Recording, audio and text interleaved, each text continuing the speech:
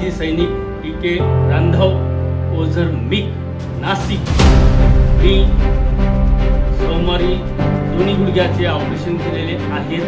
कोशिरेस सरांनी केलेलं आहे आणि ऑपरेशन एकदम बढिया झालेलं आहे आणि आज ते मला डिस्चार्ज देत आहेत।